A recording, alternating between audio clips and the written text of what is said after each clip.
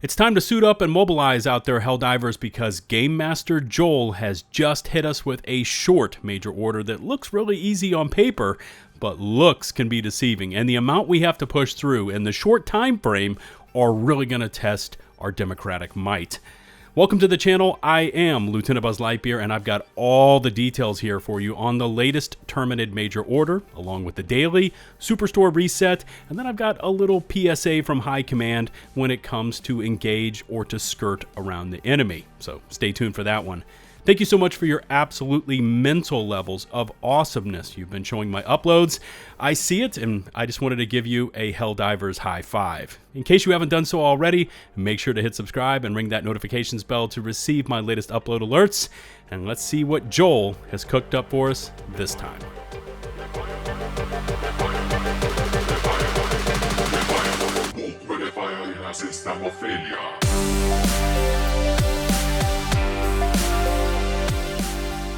As always, chapters are up and in place, so use them if you want to. Okay, first things first is today's daily order, and unfortunately, I didn't record it, as I had already knocked it out before posting this video, but you'll need to travel into Automaton territory and kill 2 Annihilator tanks. And in case you've never seen one, or have only seen it for a split second before it's blasted you into the atmosphere, this is what they look like.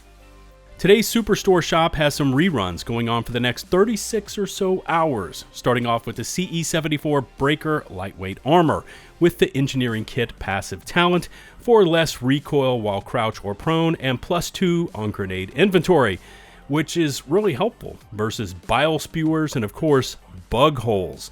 There's also the matching helmet, which has no passive effects, along with the B-24 Enforcer Stormtrooper-esque helmet, and then the B-24 Enforcer Hybrid Medium Heavy Armor, which has less armor than a heavy set, but slightly faster and with more stamina regen, along with the Fortified passive talent, which is 30% recoil while crouching or prone, along with 50% explosive resistance, in case your teammates love to drop airstrikes in directly on top of your head.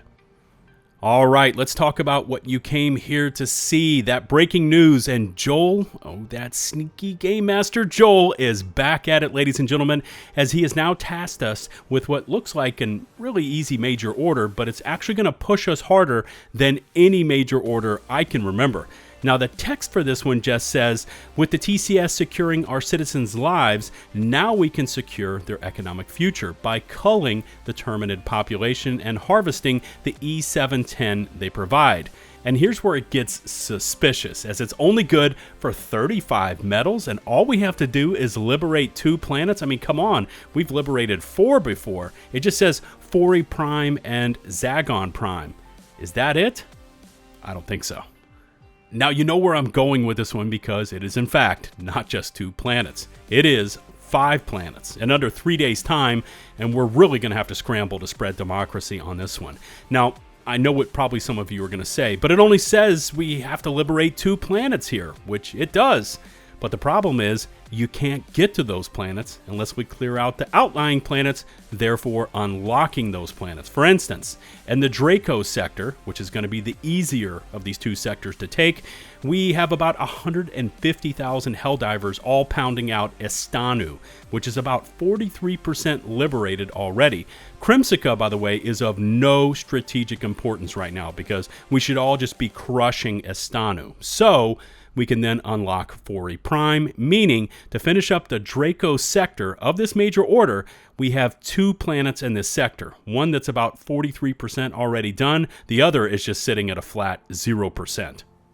The Mirren sector is going to be even tougher, as the supply lines revolve around liberating 3 planets in total. The first is going to be Hellmire and those crazy fire tornadoes, then upwards to Nivelle 43 and over to Zagon Prime to finish it up. I think the other planet in this sector is called Oshani or Oshwan, probably butchering that pronunciation, by the way. But again, like Crimsica in the Draco sector, I would steer away from that one and just hit Hellmire, Nivelle 43, and then on to Zagon Prime. Now, as far as the mission type itself, I have honestly not logged in since this morning, but from what I put together from Reddit, there is not a special TCS style mission we need to perform, although it would have been cool to structure it around those E710 extraction missions that do pop up from time to time. Anyways, Joel clearly looked at how we just pounded out those TCS missions and liberated 4 planets so quickly, and he's apparently decided to stress test just how much we can take. 5 planets in under 3 days can be done. I mean, it's not going to be easy, but I think we've got that kind of Helldiver might ready to push back this major order. If, and that's a really big if, we stick together. Now, like I was mentioning earlier, we need to go through these planets in order, or we're just going to risk running out of time. Istano needs to be first, then on to Fori Prime, and then we're going to take the Draco sector and just complete it. And then we need to switch over to the Mirren sector. First up is Hellmire, then Nivelle 43, and finally over to Zagon Prime. And if we start splitting off and trying to, say, take out Crimsica or another planet we don't need, we're going to probably run out of time. So follow that pathway, and we're going to get this one done. Next up is a way that I think is going to help us knock this order out even faster. And this Reddit post with over 4,700 upvotes says pretty much everything you need to know just in the title. Stop shooting at every goddamn thing you see. The main point of this game is the objectives. You don't get any experience from trying to fight everything you come across, especially in higher difficulties. Experience comes from the objectives you complete, not the thousands of enemies that you effing shoot.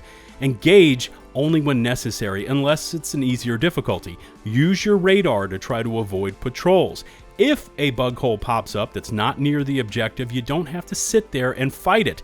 You can literally run away. The enemies will literally despawn. It's wasting time and ammo. The same thing applies to the autos. Okay, rant over with.